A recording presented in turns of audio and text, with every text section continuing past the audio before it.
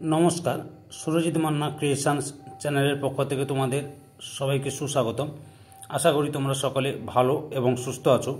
আমি তোমাদের জন্য এই ভিডিওটিতে তুলে ধরছি 2025 সালের ক্লাস 9 তথা নবম শ্রেণীর ছাত্রছাত্রীদের ফার্স্ট ইউনিট টেস্ট তথা প্রথম পর্যায়ক্রমিক মূল্যায়নের জন্য রায় ও মার্টিনের প্রশ্নবিচিত্রা থেকে ভূগোলের একশিট প্রশ্নপত্রের সম্পূর্ণ সমাধান করছি। তার আগে তোমাদের কাছে অনুরোধ, তোমরা ভিডিওটি না টেনে পুরোটা দেখো। ভিডিওটি কেমন লাগলো কমেন্ট করে জানিও।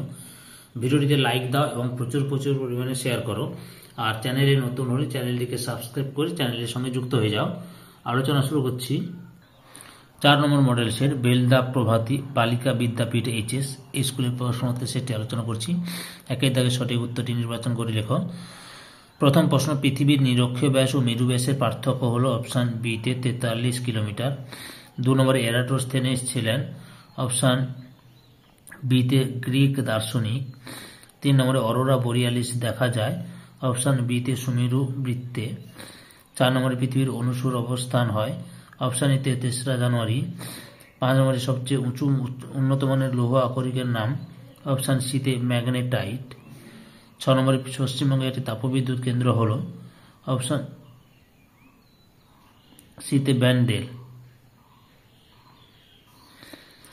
তারপরে 7 নম্বরে ভারতের বৃহত্তম তৈল শোধনাগার হল অপশান এতে ডিগবয়।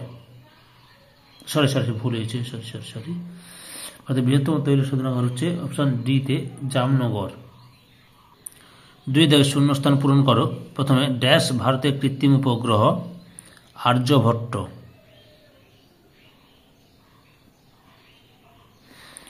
2 নম্বর ড্যাশ তারিখে উত্তরবর্ধে দিন সবচেয়ে বড় ও রাত সবচেয়ে ছোট হয় 21শে জুন তারিখে। বুঝতে পেরেছ? 3 নম্বর পৃথিবীতে জলবিষুব হয় ড্যাশ তারিখে 23শে সেপ্টেম্বর।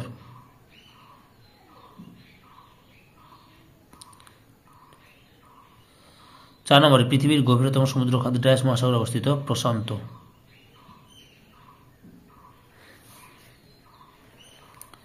তারপরে কি রয়েছে 3 দাগে সত্য মিথ্যা নিরূপণ করো।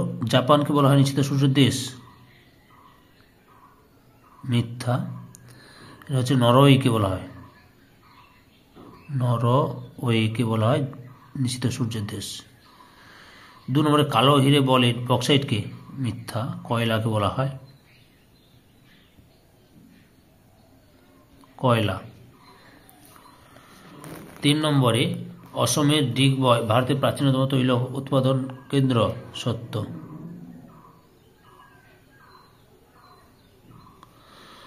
4 নম্বরে বোম্বে হাই সমুদ্রগর্ভে অবস্থিত ভারতের তৈল খনি, এটা সত্য। তার 4 দাগে লক্ষ্য করো।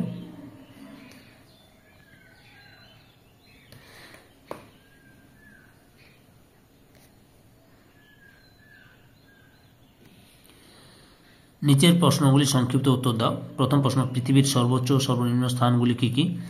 পৃথিবীর সর্বোচ্চ স্থান হচ্ছে মাউন্ট এভারেস্ট।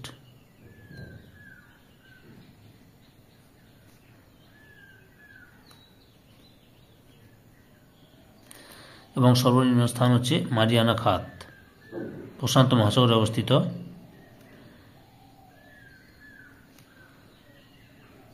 মারিয়ানা খাত। 2 নম্বর ছায়াবৃত্ত কি? পৃথিবীর যে নির্দিষ্ট সীমারেখা বরাবর দিন এবং রাত্রি আলোকিত ও অন্ধকারাচ্ছন্ন অংশ পরস্পর পৃথক থাকে তাকে ছায়াবৃত্ত বলে। সৃষ্টি, পৃথিবী গোলীয় আকৃতির জন্য ছায়াবৃত্তের সৃষ্টি হয়।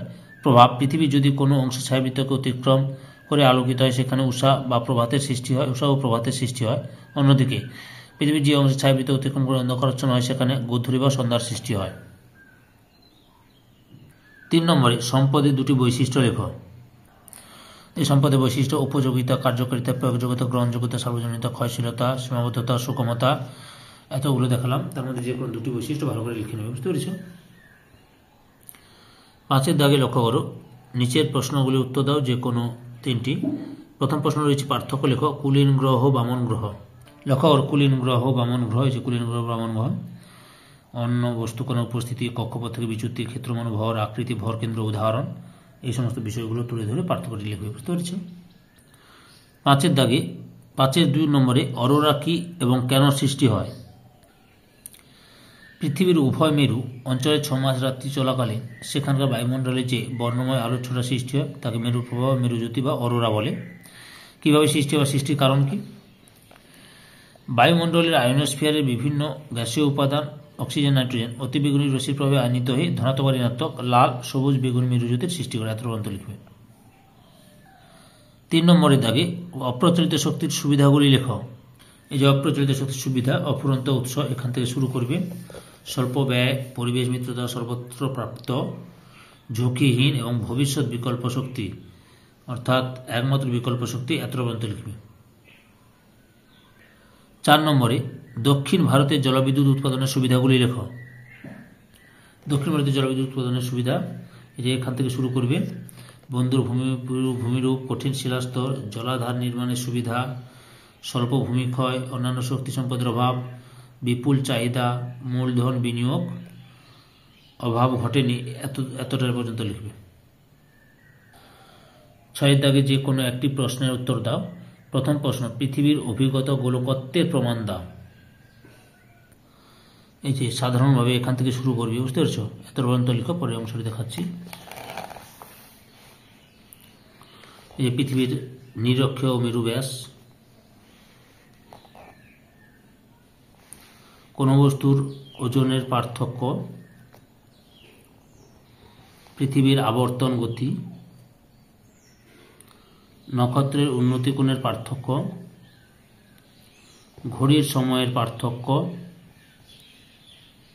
পৃথিবীর বৃত্তচাপীয় দৈর্ঘ্যের পার্থক্য, কৃত্রিম উপগ্রহের প্রদক্ষিণ দিয়ে পৃথিবীর আকৃতি অভিগত গোলকের মতো। এত পর্যন্ত লিখবে। 2 নম্বর প্রশ্ন, সম্পদ সংরক্ষণের পদ্ধতিগুলি উল্লেখ করো।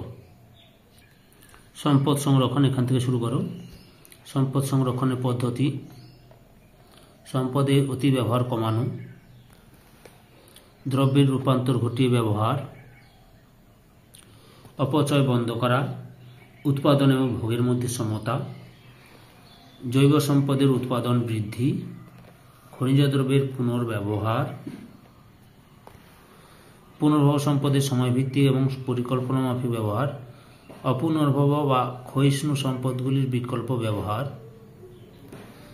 সম্পদের কার্যকরী ক্ষমতাকে পরিপূর্ণরূপে ব্যবহার, সম্পদ সংরক্ষণের চেতনা সৃষ্টি,